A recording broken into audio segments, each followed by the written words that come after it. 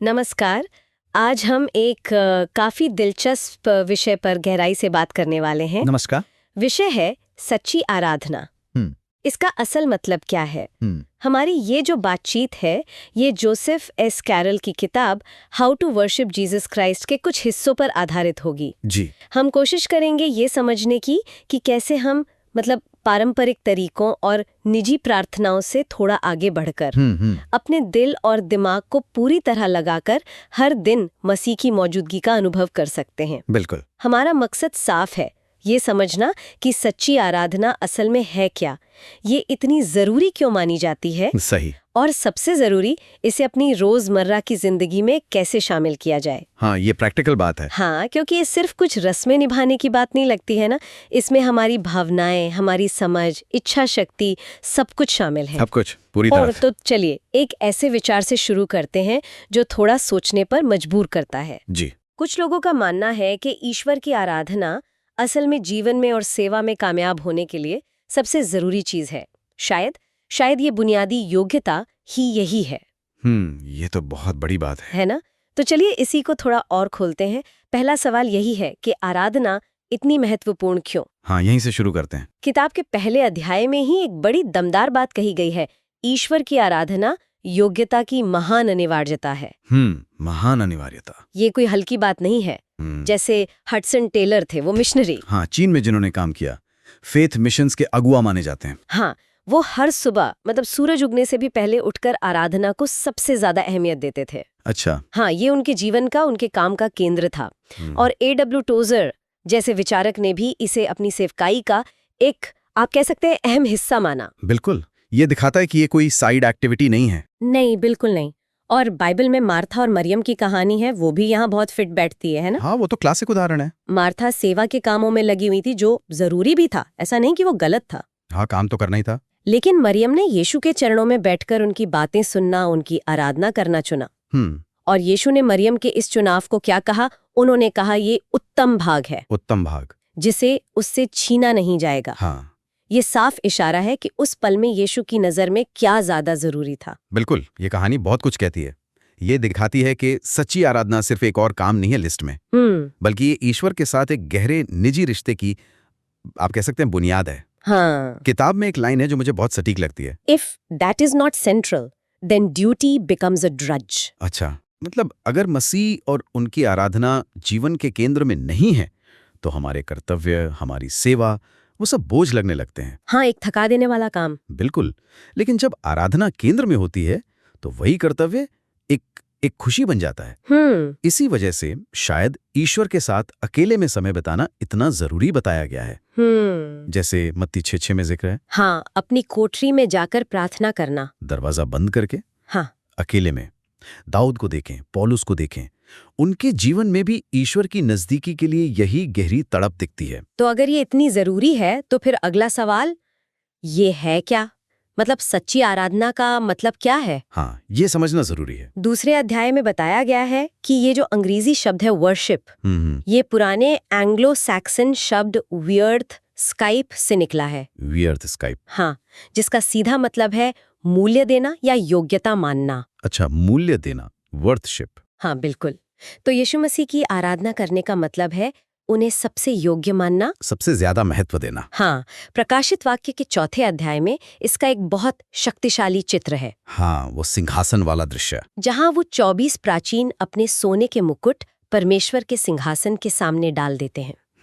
ये पूरी तरह से समर्पण है। और ये ऐलान है कि सारा आदर, सारी महिमा सिर्फ ईश्वर की है। जैसा किताब कहती है, to worship Jesus Christ is to attribute worth to him, उन्हें मूल्य देना। और ये सिर्फ दिमागी तौर पर मान लेना नहीं है। नहीं। कैरोल इस बात पर जोर देते हैं कि सच्ची आराधना के जरिए मसीह की उपस्थिति का एक असल जीता जागता अनुभव होता है, वास्तविक अनुभव। हाँ, हालांकि वो ये भी मानते हैं कि ये हमेशा आसान नहीं है। अच्छा। किताब बताती है कि इसमें रूहानी रुकावटें आ सकती हैं, दुश्मन इसका विरोध करता है, लेकिन इसके जो इनाम हैं, जो फल हैं, वो बहुत गहरे हैं। तो इसके लिए क्या चाहिए? इच्छा शक्ति का पक्का इरादा, मतलब ये तय करना कि हाँ, मुझे आराधना करनी है, चाहे मेरा मन कर रहा हो या नहीं। महसूस होने पर निर्भर नहीं रहना। बिल्कुल।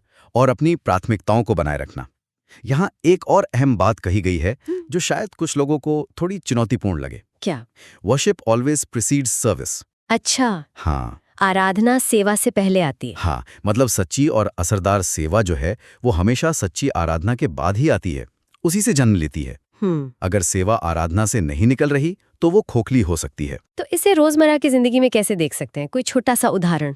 हाँ बिल्कुल। शायद सुबह उठ के बस 5 मिनट शांति से बैठना, आंखें बंद करके और एक सीधी सादी प्रार्थना में मसीह की मौजूदगी को महसूस करने की कोशिश करना। हाँ, ये एक तरीका हो सकता है। ये जानबूझकर किया गया आराधना का काम है। ये हमारे दिन को एक गहरा मतलब दे सकता है। वो प्राथमिकता तय कर सकता है जिसकी हम बात कर रहे थे। बिल्कुल। चलिए अब बात करते हैं सच्चे हृदय की। ये तीसरे अध्याय का मुख्य विषय है। हाँ, ये बहुत महत्वपूर्ण है। और ये दिलचस्प है कि लेखक जापान में माउंट फूजी के पास का अपना एक अनुभव बताते हैं। अच्छा, माउंट फूजी। हाँ, वहाँ घना कोहरा था जिसने पहाड़ के शानदार नजारे को छुपा दिया था। ऐसा होता है। वो इसकी तुलना आराधना से करते हैं कि कैसे एक बटा हुआ दिल जो पूरी तरह समर्पित नहीं है वो ईश्वर की मौजूदगी और महिमा के अनुभव को धुंधला कर देता है। जैसे कोहरा नजारे को छुपा देता है। बिल्कुल। तो सच्ची आराधना के लिए चाहिए एक सच्चा हृदय। सच्चा हृदय, तो ये है क्या? कैरोल के मुताबिक ये वो दिल है जो अपनी समझ यानी बुद्धि, अपनी भावनाओं और अपनी इच्छा शक्ति, इन तीनों को पूरी तरह से ईश्वर के लिए समर्पित कर देता है। बुद्धि, भावना, इच्छा शक्ति, तीनों। हाँ, एक बहुत गहरी बात कही गई है। There must be the inward worship within the shrine if there is to be outward service. अंदरूनी मंदिर में आराधना। हाँ, अगर बाहरी सेवा को अर्थपूर्ण होना है तो अंदर दिल में सच्ची आराधना होनी चाहिए। तो ये सच्चा हृदय इन 3 स्तरों पर काम करता है: बुद्धि, भावना, इच्छा शक्ति। हाँ बिल्कुल। पहला, बुद्धि। ये ईश्वर पर तब भी भरोसा करती है जब हालात समझ से परे हों। हाँ, जब तर्क साथ न दे रहा हो। बिल्कुल। ये अपनी सीमित सोच से ऊपर उठकर विश्वास करती है। दूसरा, भावना। ये अपने प्यार, अपनी चाहतों, अपनी खुशी, अपने गम, सब कुछ ईश्वर को सौंप देती है। और तीसरा, इच्छा शक्ति। ये अपनी मर्जी चलाने के बजाय ईश्वर की मर्जी पूरी करने का फैसला करती है। इसका कोई उदाहरण है? इब्राहिम का अपने बेटे इसहाक को कुर्बान करने के लिए तैयार हो जाना। हाँ, ये तो बहुत बड़ा उदाहरण है। सोचिए उस पल को। इब्राहिम ने अपनी बुद्धि, ईश्वर ऐसा क्यों कह रहे हैं, अपनी भावना, बेटे के लिए कितना गहरा प्यार, और अपनी इच्छा, उसे बचाने की चाहत, इन तीनों को पूरी तरह से परमेश्वर के आगे रख दिया। पूरा समर्पण। वाकई किताब में लिखा है कि a true heart is never pleased with itself, but it is at peace, content that Jesus shall be all. मतलब सच्चा दिल कभी खुद से खुश नहीं होता। हाँ, उसमें वो आत्मसंतुष्टि नहीं होती, लेकिन उसे शांति मिलती है। किस बात से? इस बात से संतुष्ट होकर कि यीशु ही सब कुछ है, सारी अहमियत उनकी है। समर्पण का ये स्तर सच में सोचने पर मजबूर करता है कि कैसे हमारी पूरी हस्ती, सोच, एहसास, इरादे सब इसमें शामिल हैं। बिल्कुल। इसी समर्पण के बाद कैरल हमें प्रकाशित वाक्य के 4 और 5वें अध्याय की ओर ले जाते हैं। हाँ, ये अध्याय बहुत महत्वपूर्ण है। वो कहते हैं कि आराधना के सार को, उसके एसेंस को समझने के लिए ये अध्याय बहुत जरूरी है। जी। अध्याय 4 में परमेश्वर के सिंहासन का वो भव्य नजारा है। उनकी महिमा, पवित्रता, शक्ति। हाँ, वो तेजस्वी पत्थर, माणिक्य पन्ना, मेघधनुष, 24 प्राचीन बिजलियां, आग के दीपक। हाँ, वो 7 आत्माएं और वो कांच का समुद्र। ये सब मिलकर ईश्वर की असीम भव्यता दिखाते हैं। बिल्कुल। अध्याय 4 पूरी तरह से परमेश्वर की जो सर्वोच्च महिमा है और उनकी पवित्रता, उस पे केंद्रित है। फिर अध्याय 5 में? अध्याय 5 में फोकस बदलता है, ध्यान मेमने पर आ जाता है, यानी यीशु मसीह पर। हाँ, सिर्फ वही उस 7 मोहरों वाली किताब को खोलने की योग्य पाई जाते हैं। कोई और नहीं खोल सकता था उसे। उन्हें यहूदा का सिंह और दाऊद का मूल कहा गया है। ये उनकी शाही शक्ति, उनका अधिकार दिखाता है। लेकिन वो दिखते कैसे हैं? हैरानी की बात यह है कि वो एक मारे हुए मेमने की तरह दिखाई देते हैं। वध किए हुए मेमने की तरह। हाँ, जो सीधे उनके बलिदान की ओर इशारा करता है। और फिर क्या होता है? इसके बाद मेमने की बड़ाई में 3 महान गीत गाए जाते हैं। 3 गीत? हाँ, पहले वो 24 प्राचीन गाते हैं। वो उनके बलिदान और हर कौम, भाषा, जाति से लोगों को छुड़ाने के लिए उनकी योग्यता का ऐलान करते हैं। फिर अनगिनत स्वर्गदूत गाते हैं, लाखों, करोड़ों। वो उन्हें शक्ति, धन, बुद्धि, सामर्थ, आदर, महिमा, धन्यवाद सबके योग्य मानते हैं। वाह। और आखिर में सारी सृष्टि, स्वर्ग में, पृथ्वी पर, समुद्र के नीचे, सब कुछ, पूरी कायनात। हाँ, वो सिंहासन पर बैठे परमेश्वर और मेमने दोनों की स्तुति करती है। वाह, ये उनके बलिदान और छुटकारे के काम की विश्वव्यापी पहचान है, और सबका जो केंद्रीय संदेश है वो है वर्दी is the lamb who was slain. वर्दी किया हुआ मेमना ही योग्य है। हाँ, यहाँ ये ध्यान रखना शायद जरूरी है, जैसा आप कह रही थी, कि जोसेफ कैरोल इन अध्यायों की काफी शाब्दिक व्याख्या करते हैं। हाँ, वो इसे स्वर्ग में होने वाली वास्तविक आराधना का चित्रण मानते हैं। जी, और एक बहुत शक्तिशाली नजरिया है, इसमें कोई शक नहीं। हालांकि बाइबल की व्याख्या में खासकर प्रकाशित वाक्य जैसी किताब की विविधताएं होती हैं। हाँ, ये तो है। दूसरे विद्वान शायद इन हिस्सों को ज्यादा प्रतीकात्मक रूप में देखें या उस समय के ऐतिहासिक संदर्भ में। कैरल का नजरिया एक विशेष धर्मशास्त्रीय धारा का प्रतिनिधित्व करता है। ये जानना जरूरी है कि अलग-अलग दृष्टिकोण भी मौजूद हैं। बिल्कुल, पाठक को इस विविधता के प्रति सजग रहना चाहिए। ये एक अच्छा नुक्ता है, व्याख्या की विविधता को ध्यान में रखना। तो इस सब भव्य दर्शन और गहरे अर्थों के बाद सवाल आता है, हम क्या करें? हाँ, प्रैक्टिकल सवाल। अपनी रोजमर्रा की जिंदगी में हम आराधना करें कैसे? हाँ, 5वां अध्याय इसी व्यवहारिक पहलू पर बात करता है ना? जी बिल्कुल। सच्ची आराधना के लिए क्या जरूरी है? कैरल 3 मुख्य बातें बताते हैं। पहला, एक पूरा हृदय, जिसकी हमने पहले बात की, बिना बटा हुआ समर्पण। हाँ। दूसरा, साफ हाथ। साफ हाथ, इसका क्या मतलब है? इसका मतलब है कि कोई भी ऐसा पाप न हो जिसे हमने माना न हो, जिसका अंगीकार न किया हो। अच्छा। किताब में साफ लिखा है, there can be no unconfessed sin. Unconfessed sin forfeits access to God in worship. यानी बिना माना हुआ पाप हमें आराधना में ईश्वर तक पहुंचने से रोकता है। बिल्कुल। और तीसरा, आज्ञाकारिता। ईश्वर की बातों को मानना। हाँ, ये सच्ची आराधना का एक अटूट हिस्सा है। बिल्कुल। और इन बुनियादी शर्तों के साथ तैयारी भी अहम है। तैयारी? कैसी तैयारी? पहली, अकेलेपन के लिए एक समर्पित जगह होनी चाहिए। वो कोठरी वाली बात। हाँ, एक ऐसी जगह जहां हम बिना किसी रुकावट के ईश्वर के साथ अकेले हो सकें। दूसरी, पापों से तुरंत निपटना जरूरी है। अच्छा? लेखक इसे छोटे खाते रखना कहते हैं। छोटे खाते? हाँ, मतलब जैसे ही कोई गलती या पाप हो, उसे मान लेना, माफी मांग लेना, उसे जमा नहीं होने देना, ताकि वो बाधा ना बने। सही। तीसरी, पवित्र आत्मा पर निर्भर रहना बहुत महत्वपूर्ण है। सच्ची आराधना हमारी अपनी कोशिशों का नतीजा नहीं है, यह आत्मा की अगुवाई में होनी चाहिए।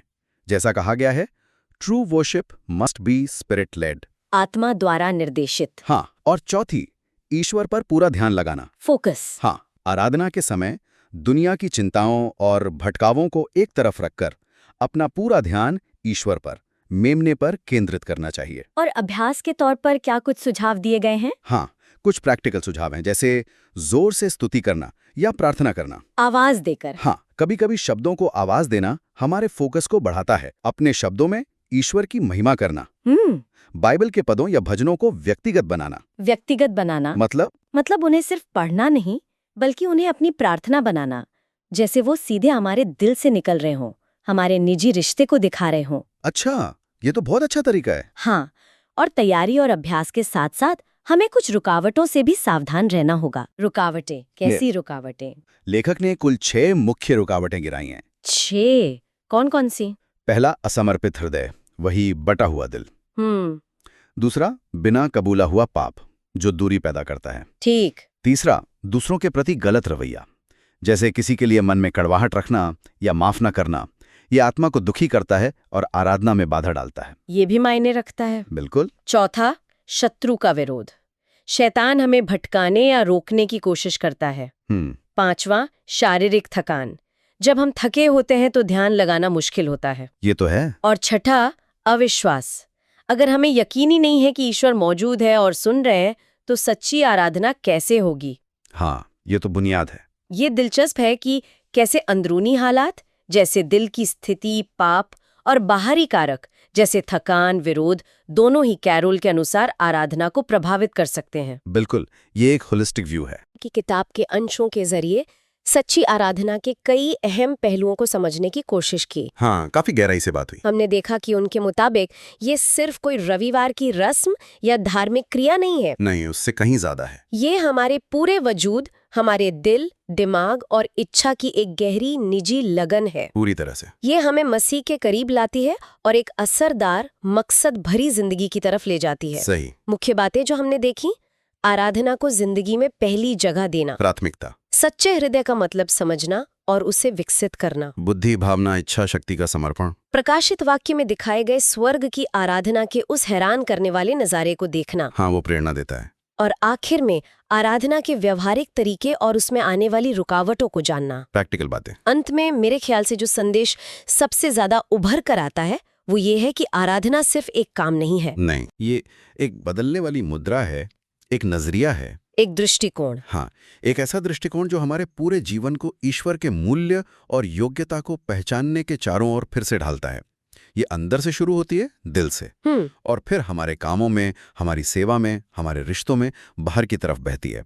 ये हमें भीतर से बदल देती है। ये बहुत गहरी बात है और ये सारी बातचीत एक विचार छोड़ जाती है जिस पर शायद मनन किया जा सकता है। जी। अगर सच्ची आराधना में वाकई हमारा पूरा वजूद शामिल है, हमारी बुद्धि, हमारी भावनाएं और हमारी इच्छा शक्ति, तो सोचिए, हाँ। अगर हम जानबूझकर उस हिस्से को अपनी आराधना में शामिल करने की कोशिश करें जो हमें स्वाभाविक रूप से कमजोर लगता है। अच्छा। जैसे मान लीजिए कोई बहुत भावुक इंसान है, वो अपनी बुद्धि का ज्यादा इस्तेमाल करने की कोशिश करे आराधना में, तथ्यों पर, सच्चाई पर ध्यान दे।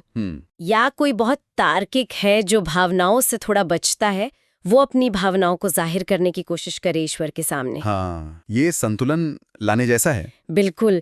तो ये कोशिश हमारे आराधना के अनुभव को कैसे बदल सकती है? क्या ये हमें ईश्वर के साथ एक ज्यादा मुकम्मल, एक ज्यादा संतुलित रिश्ते की तरफ ले जा सकती है? ये सोचने लायक बात है। हाँ, इस पर विचार कीजिएगा।